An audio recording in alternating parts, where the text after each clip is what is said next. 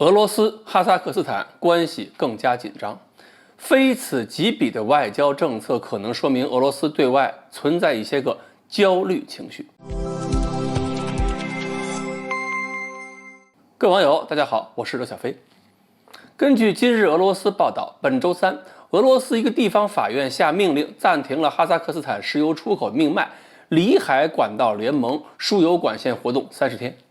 结果这个管道的运营商着急了，已经开始起诉了嘛。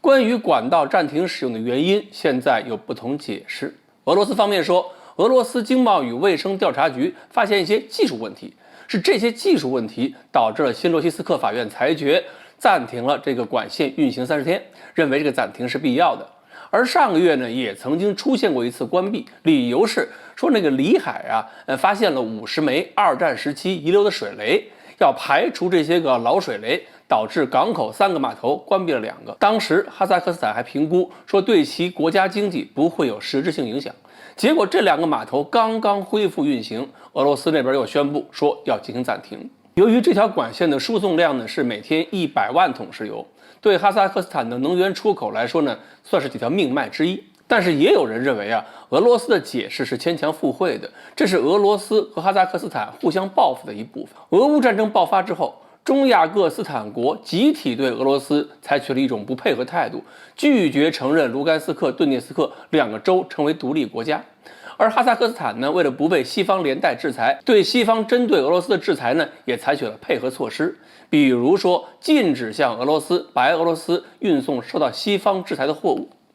现在呢，欧洲对能源的需求已经成了欧洲的软肋，除非美国有能力快速解决这个问题，否则欧洲民间总有主张对俄罗斯妥协的呼声。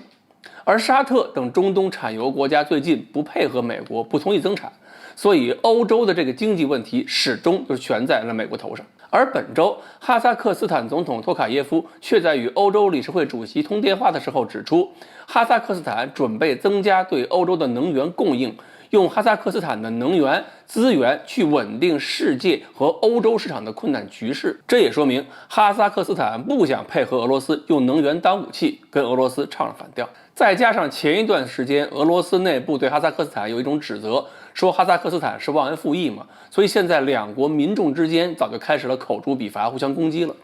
普京最近似乎有点耐不住性子，言语之中话里有话。他说纳扎尔巴耶夫靠自己的双手在一个没有建立国家的地方建立了哈萨克斯坦。那么这句话呢，听上去是赞美纳扎尔巴耶夫，但是结合普京前一段时间说过的有义务恢复彼得一世大帝版图，这句话就可以是赞美，也可以是威胁了。那就看哈萨克斯坦以后怎么选自己的道路。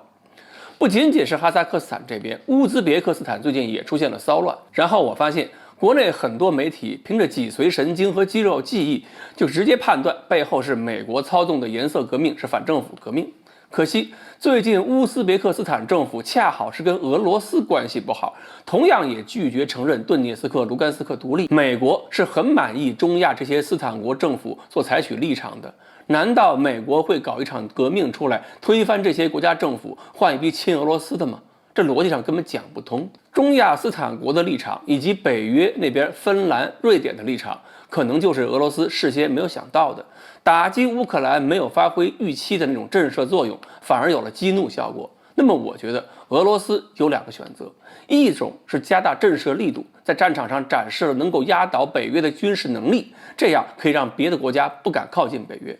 要么就是在其他方向上选择化解矛盾，避免在一些不必要、非关键的方向上同时多方树敌。如果俄罗斯带有一种特别紧张的情绪，用非此即彼的思维方式对待邻国，那么反而是有可能让美国和北约的扩张有了更大的市场。所以以后就要看俄罗斯愿不愿意在关键的时刻冷静下来，做一下调整，尝试一下什么叫做能屈能伸。好，关于哈萨克斯坦跟俄罗斯的争执呢，今天我们就聊到这里，欢迎大家继续关注我们的栏目，我们下期再说。